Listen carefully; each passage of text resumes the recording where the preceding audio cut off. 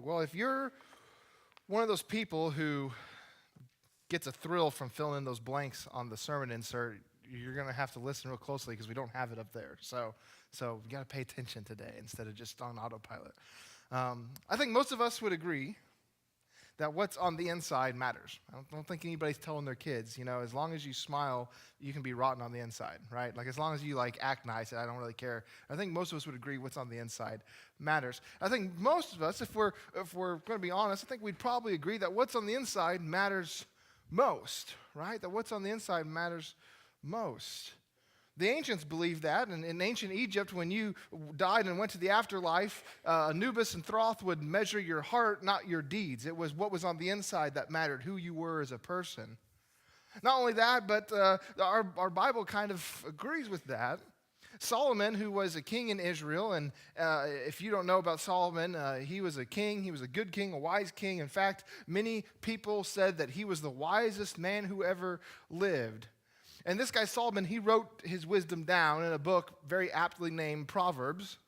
And in this book of Proverbs, in Proverbs chapter 4, Solomon says something that I think is very interesting. He makes a claim. He makes a claim about our hearts. And this is his claim. He says this in verse 23 of Proverbs chapter 4. He says, "Above all else, guard your heart, for everything you do flows from it." Above all else, guard your heart, for everything that you do flows from it. In this book that Solomon writes, it's a book of his wisdom. It's a book of Proverbs of do this and do that, or don't do that, or this is the wise thing to do, this is an unwise thing to do. In this book of wisdom, there's a part where Solomon says, more importantly than anything else I'm going to say, above all else, more important than any advice I could give you, more important than any wisdom I could share, more important than any proverb I might be able to impart, above all else, guard your heart, for everything you do flows from it. What's on the inside matters, and Solomon would make the claim that what's on the inside matters the most. And I think if we're honest with ourselves, come on, I think we kind of see that. I think we kind of agree with that. Really, what's on the inside, it matters the most because who you are on the inside is what comes out when it matters the most. Who you are on the inside matters the most because it's what comes out when it matters the most. Who you are in here is so important because it's what comes out when things are important. It's what comes out in those important moments in your life. Let me explain this for a second here. Most of us have gotten really good over the years at monitoring our behavior. Most of us have adapted this. We learned this early in childhood where, you would learn real quick, okay, if I do this, I'm going to get in trouble. That's going to lead to some kind of negative, outcome. And for the most part, I'll try not to do that. I don't like getting spanked or whatever. When I got older, my parents kind of told us, this is how it was raising you kids. And they would kind of tell me about me, and they said, Cody, you were real good at that, right? Like real early on, I realized if mom and dad said, hey, don't do that, or you're going to get a spanking, I would be like, all right, I don't want a spanking. I'm not going to do that anymore, right? And I learned to monitor my behavior. Ty was different, okay? They said that they would tell Tyler, don't touch that, you'll get a spanking. And Tyler would look at them and just go, and just grab onto that. Physical pain didn't work, so it was like psychological warfare they had to wage against Tyler to get him to do what they wanted him to do. But whatever it is, real early on, whatever the punishment is, whatever the negative is, real early on, we realize there's actions I can take, and if I do, there's going to be a result, a negative result, and so we get good at monitoring our behavior. Did my heart change? Maybe, but maybe not. Maybe sometimes my heart doesn't change, but I realize I better not do that because I'm going to get in trouble. And as we get older, we get better at it, and we just take what was a childlike thing, we turn it into an adult thing, right? We've got people we work with, and maybe we don't really like them that much, right?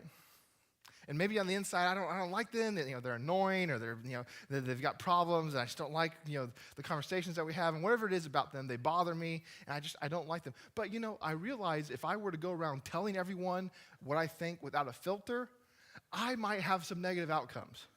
I might have to go to work in a hostile work environment. I might have problems with my boss. I might get fired.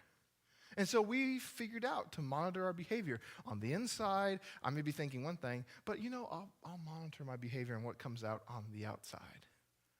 And in a low pressure, in a low stress environment, we're really good at monitoring our behavior.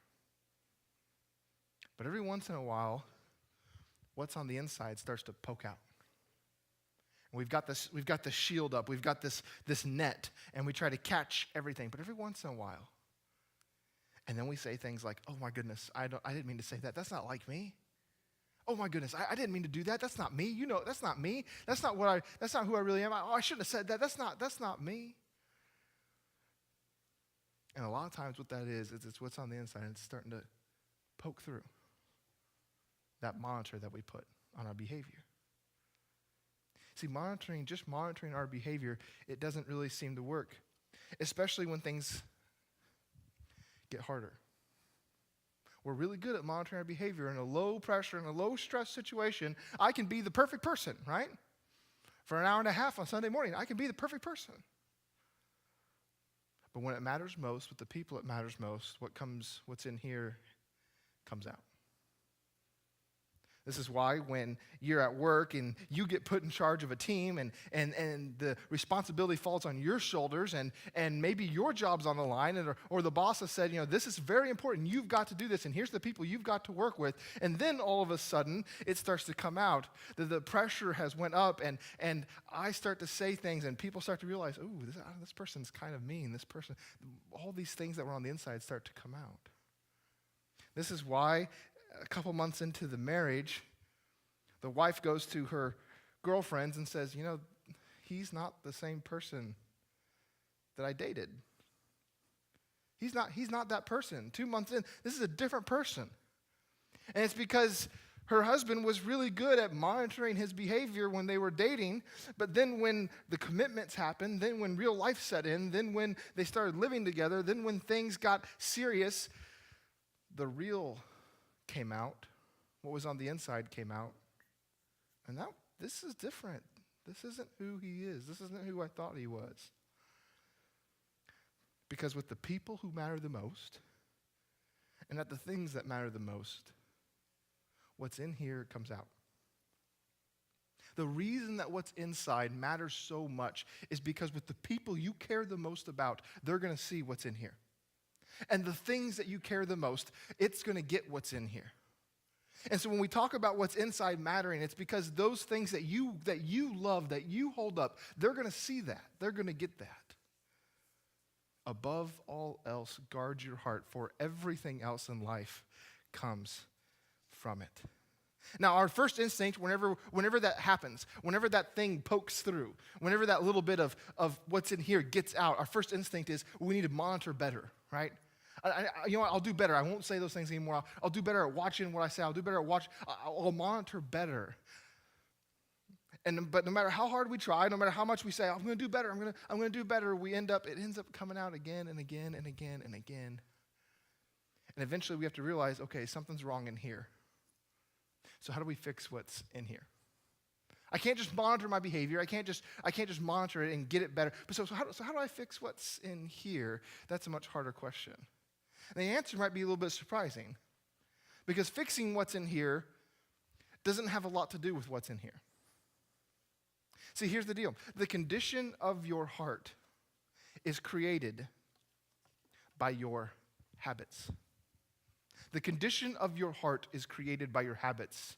It's not through some serious meditation or some kind of internal discipline exercise that's going to change your heart. Your heart, the condition of your heart, is created by the habits that you have. What's in here ends up getting out on the outside, but what's interesting is the reverse happens as well. What you do with your hands, what you look at with your eyes, the words you speak with your mouth, and where you go with your feet changes who you are on the inside. The condition of your heart is created by your habits.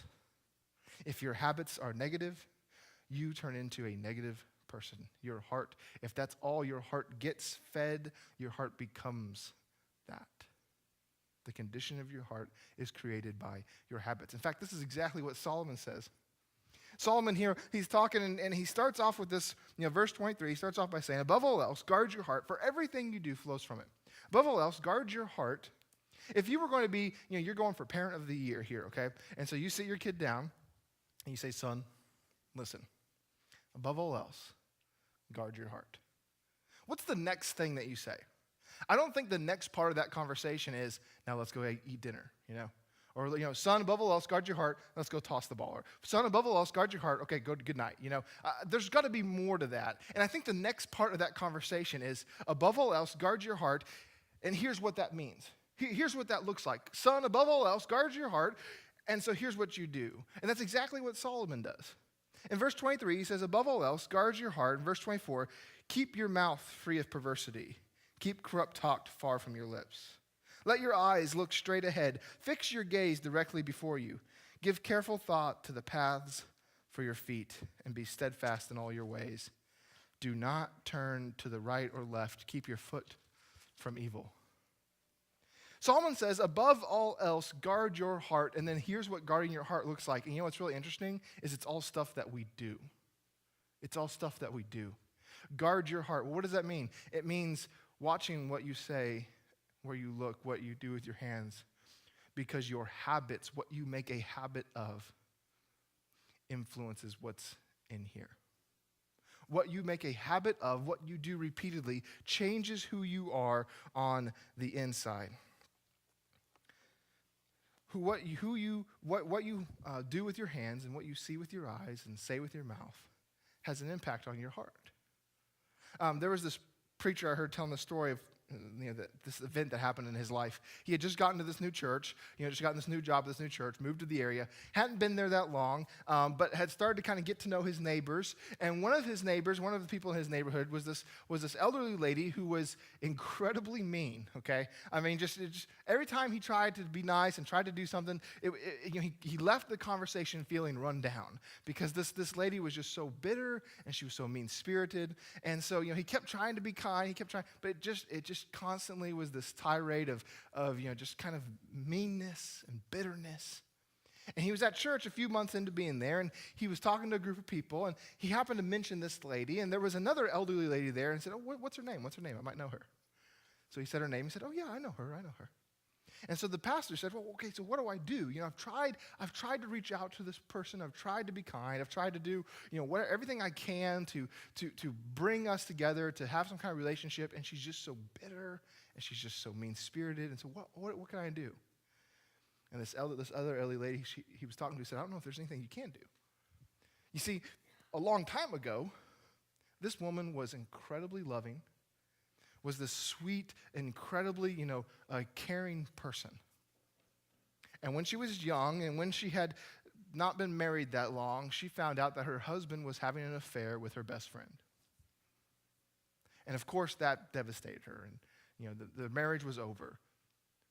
And at that point, this woman decided, you know what, I am so mad and bitter and upset about this. And so she started making decisions that were bitter. She started making bitter decisions. She started choosing to be mean-spirited because of this event that had happened in her life. Not too long after that, it had been a little bit of time, but not like 20 years, but a little bit of time after that, her best friend, who had stolen her husband from her, tried to reach out to her and say, I can't believe I did this. I am so sorry. This is the worst thing, and I just want you to know that, we don't have to be friends, but I want you to know that this was a horrible decision that I made, and trying to make some kind of reconciliation. And over the years, again and again and again, this person reached out, and again, this woman decided, no, I'm going to stay bitter. I'm not going to forgive. I'm not going to. No, I'm going to stay hung up on this. I'm going to choose to be bitter. I'm going to choose to be mean-spirited. I'm going to choose to not forgive. And again and again and again, she had made this decision. To where at this point in her life, after years of making that decision, she had become a mean-spirited, bitter person because of the habit that she had formed. Over the years, you could see it happening, that anytime it came up, at first it was just anytime it came up, she got mean and bitter, and that's understandable, but then it started spreading out to other parts of her life. And before too long, she had turned into this genuinely bitter human being because of the decision that she had made, the habit that she had formed of consistently being bitter. The habits that you have shape the condition of your heart.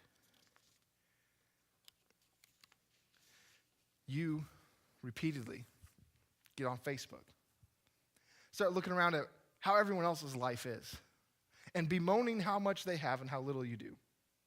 Oh, they've got such a great life, and they've got such a great job, and look at all the stuff that they've got, and they have a family and we don't, or their family seems to like them and ours doesn't, or whatever it is, and you're constantly on there, and you're constantly looking, and that habit creates jealousy. And you do that long enough, and you will become a jealous person. No, I'm not a jealous person. Yes, everyone around you says, yeah, you kind of are. Because you had formed this habit of looking at what others had, dwelling on it, bemoaning how little you had. You became a jealous person. Now, here's the neat thing. The cure to that is not simply to stop something. That's part of it, right? Like, if that's your deal, just get off Facebook, okay? That's not going to kill you, right? Like, just stop doing that. But that's not really the cure. And see, sometimes we get that in our heads, that I'm tired of being this person. I don't like who I am. I don't like this negativity I have in my heart. And so what I'm going to do is I'm just going to quit doing things. That's a first step, but that's not going to fix things.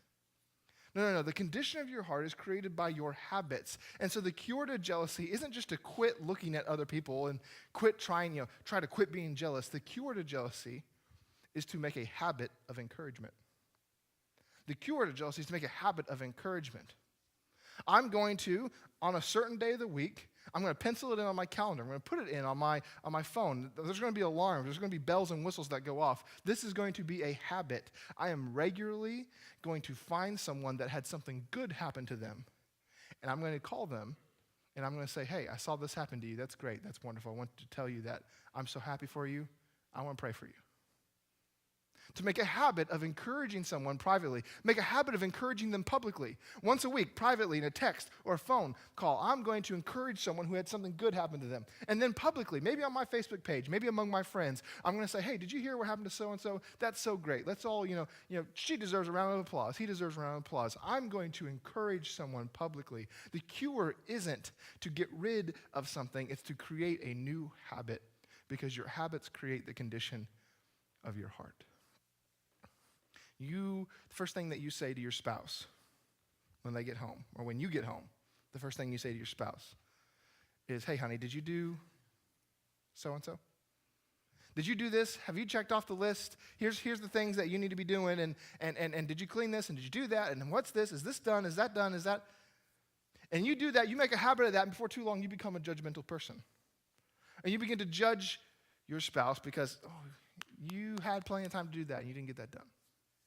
You had plenty of time to step up here, and you didn't do this. And the way to change that isn't just to quit asking those questions. Okay, I'm tired of being judgmental. It's creating all this friction between me and my spouse. I don't want to be that person. I don't want to be that way. So I'm just going to quit. I'm just going to quit doing this whole asking of the list thing. You know what's funny is you're going to do that verbally, and in your mind, you're going to be like, why isn't this clean? Why didn't you mow? Why didn't this? Why didn't? And you're going to start doing that in your head instead of doing it out loud. No, the antidote is to create a new habit. To tell yourself, to plan on it. Don't let it wait for it to be spur of the moment. Habits are things that you've planned on. On the way home from work, on the way to your house, you're in the car, and you're going to make the decision. First thing I'm going to say when I get home is, what can I do for you? What can I do for you? What can I do for you? Habit, first thing I'm going to do. And you know what's interesting is throughout this process, over time, you're going to start to see your heart change, because the condition of your heart is created by the habits that you have. Now, here's the deal. If our habits shape who we are, then it's really important for us to develop the right habits. We could go up here, we could spend the next hour, and we could just go through a list of things and say, here's some good habits, all right? We're not going to do that. But what I do want to say is this. If developing the right habits are critical to us having a good heart, then the greatest habits that we can develop are the habits that make us the most like Jesus. Because Jesus is the antidote to everything that we hate. I hate that I get angry over stupid things. Guess what? Jesus didn't get angry over stupid things. I hate that I find myself gossiping. I find myself doing it, calling so-and-so up on the phone, and I camouflage it in whatever way I can. I'm so concerned. I have a prayer request, whatever it is. But I realize I'm gossiping. I hate that. Guess what? Jesus didn't do that. I hate how envious I am and jealous I am. Jesus didn't do that. All those things that we hate about ourselves, all those heart conditions that we don't like, Jesus didn't have those. The best habits that we can form are the habits that make us most like Jesus, because guess what? Jesus didn't have that. Jesus is the antidote to all that stuff we hate. All those things that we hate about ourselves, we call those sins. And the best habits we can have are the ones that make us like Jesus, because Jesus takes care of our sin. Now, next week, we're going to talk about Jesus' habits. So I hope you come back for that. I hope you come back for us talking more about what Jesus' habits are. But there's one thing I want to start you with this week, right? So like this week, the idea is, hey, guess what? What's in here is the most important thing, because it comes out around the most important people and at the most important times.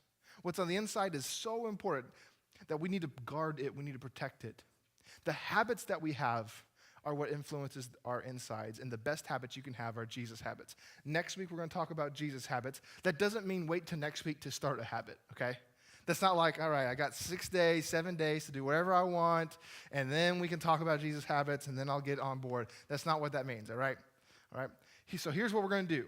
We can't solve all of the problems, but we can start with this simple thing. If Jesus habits are the best habits, because Jesus has the antidote to all that stuff I hate about me, then the best thing I can do is start to look at Jesus every day. And so here's the habit I want us to start working on: reading our Bibles. That's probably the cheesiest, most preacher, churchy habit I could have given you this morning, but it's also probably the best one. For the simple reason that if Jesus is the antidote to all that stuff I hate about me, then the best thing I can do is to spend some time looking at Jesus. So here's the habit: start reading your Bibles. Maybe it's just like a chapter a day. Maybe it's like 5 verses a day. If that's 5 verses more than you read, that's great. Do that. Maybe it's 3 chapters a day. Maybe it's a minute. Maybe it's 10 minutes. Maybe it's 5 minutes. Maybe 15 minutes. But whatever it is, if the best thing we can do is to have habits like Jesus, let's start making the habit of looking at Jesus. Let's start making the habit of looking at Jesus, and let's start today. Let's start right now. Let's not wait till next week. Now, the one thing I'm going to end with is this.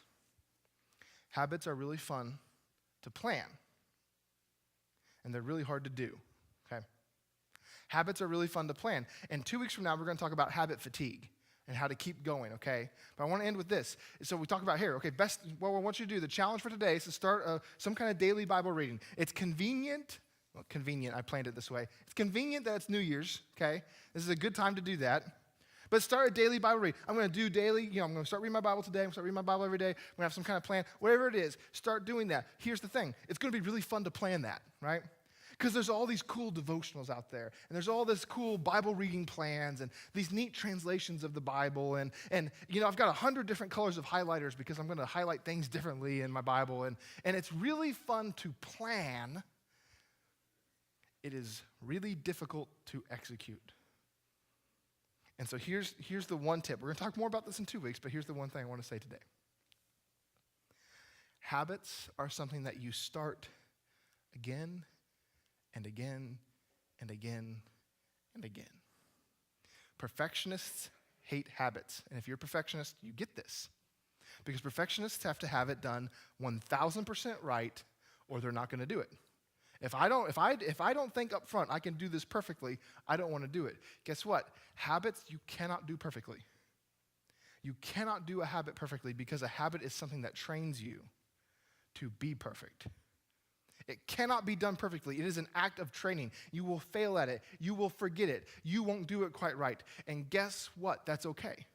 Because habits are designed to begin again and again and again. If you forget one day, guess what? That's all right. Start again the next day. If you don't do it quite right one day, that's great. That's fine. Start it again the next day. It is designed, it is built to begin again and again and again. If what's in here matters most, because the people that matter most to you are going to see it, then we need to guard it. The condition of our hearts are made by our habits. And if that's the case, then the best habits we can find are Jesus habits, because Jesus is the antidote to all that stuff that we don't like. Jesus is the antidote to all that stuff we don't like. And if we're going to start this Jesus habiting, there's one thing we got to realize: we're going to stumble and we're going to fail. But there's this element of perseverance that's built into habits. They are designed for you to fail at them and start again. I'm going to end with this. After having said everything that we did, I want to read our text one more time. And I want us to really listen. So we're going to do something cheesy. I want everyone to close their eyes. And in light of what we've just said, just listen. Above all else, guard your heart, for everything that you do flows from it. Keep your mouth free of perversity. Keep corrupt talk far from your lips. Let your eyes look straight ahead. Fix your gaze directly before you. Give careful thought to the paths of your feet, and be steadfast in all of your ways. Do not turn to the right or the left. Keep your foot from evil. God, we love you, and we thank you for everything that you've given us and blessed us with. God, I just pray that we might realize the importance of guarding our heart. That those people that we love the most, that those things, that those dreams that we have that we want to pursue, the areas of our life that are most important to us, those are the areas that are going to see our hearts. And so, God, it is vital that we take care of them. God, I pray that we can begin to see that the habits that we have shape our hearts. And if we have issues in our heart, it's probably because we have habits that foster it. And so, God, I pray that we might take hold of Solomon's wisdom, that, God, we might guard our ways. We might fix our eyes on your Son, Jesus. For it is the things that he did and taught. It is the life that he led. It is the death that he died. It is the resurrection that occurred in his life that give me the power to change my habits. So, God, may we fix our eyes on him. May we not stray from the path. May we, in this new year, take a look at our habits and decide to change those, because there is nothing more important than our hearts. God, we love you, and we pray this in Jesus' name. Amen.